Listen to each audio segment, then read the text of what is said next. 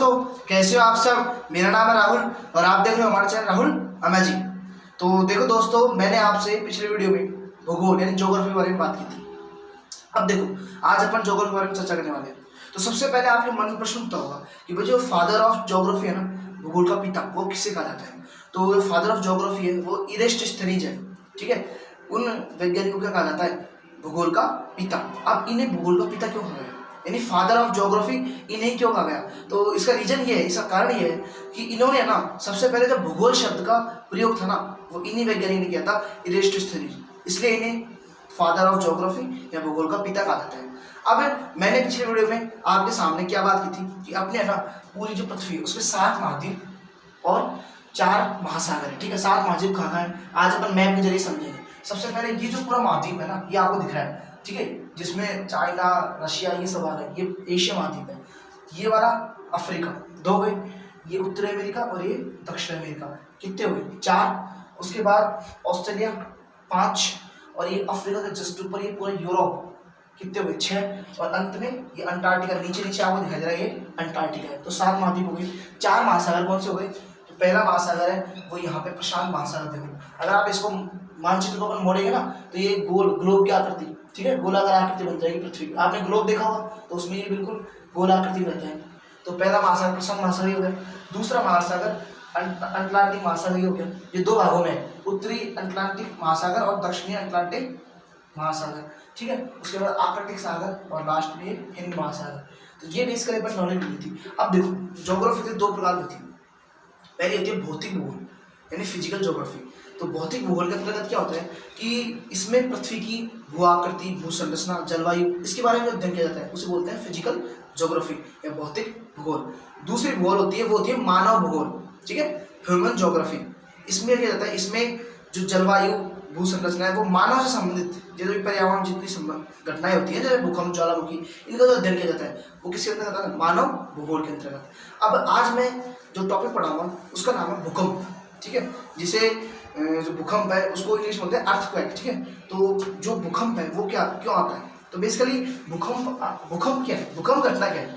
तो भूकंप है ना, वो क्या होता है कि जब अचानक से पृथ्वी में तेजी से धरती हिलने लगती है, ठीक है, तो यह प्रक्रिया क्या कहलाती है, भूकंप। अब इसका कारण क्या है, भूकंप आता क्या है, ठीक है। तो भूकंप का जो आने का कारण है वो क्या है कि भूकंप जो अपने पृथ्वी है उसमें 29 विवर्तनिक प्लेट्स है, ठीक है। तो ये प्लेटें जब एक दूसरे से हिलती है या एक दूसरे जब टूटती है ना, इस कारण नीचे हलचल होती है पृथ्वी के नीचे, और उस हलचल के कारण क्या आती है, भूकंप आता है। अब सेकंड नंबर देखो, भूकंप आने का आपको पता चल गया। अब विज्ञान की वह शाखा, ठीक है, जिसके अंतर्गत इस भूकंप का अध्ययन किया जाता है, यानी जिसमें अपन भूकंप के बारे में पढ़ते हैं, उसे कहा जाता है भूकंप विज्ञान या सिस्मोलॉजी। तो भूकंप विज्ञान किसे कहा जाता है, विज्ञान की वह शाखा जिसके अंतर्गत हम भूकंप का अध्ययन करते हैं उसे कहा जाता है सिस्मोलॉजी या भूकंप विज्ञान। अब आगे देखो, ये तो भूकंप की बात हो गई। इसके अलावा आप देखते हो भूकंप के कारण बहुत सारे जान माल की नुकसान होती है, ठीक है। घर टूट जाता है कईयों का, ठीक है, सुनामी आ जाती है, समुद्र में सुनामी आने से जो तटीय क्षेत्र है वो एकदम डूब जाते हैं। ये अपना देखो, जैसे यहाँ पे सुनामी, जब कन्याकुमारी में सुनामी आ गई, चेन्नई में, तो ये पूरा इलाका डूब जाएगा। तो इस कारण जो तटीय क्षेत्र है ना वो डूब जाते हैं। अब अगला पॉइंट है मेरा, इस कारण हिमस्खलन किया जाता है, ठीक है, ये अपने जो हिमालय साइड, ठीक है। और जो ये भूकंप है, ठीक है, तो भूकंप को मापा किसे जाता है, रिक्टर पैमाना। भूकंप को किसे मापा जाता है, रिक्टर पैमाना, रिक्टर स्केल, ठीक है। इसका खोज M.F. रिक्टर जी ने की थी 1934 में। अब मैं आगे बात करने वाला हूँ कि देखो जो भूकंप आता है, ठीक है, ये इसमें देखो अपने थोड़े दिन पहले दिल्ली में भूकंप आया, तो आपने एक शब्द सुना होगा, इसका हाइपो सेंटर इतने नीचे है। हाइपो सेंटर मतलब होता है अधिकेंद्र।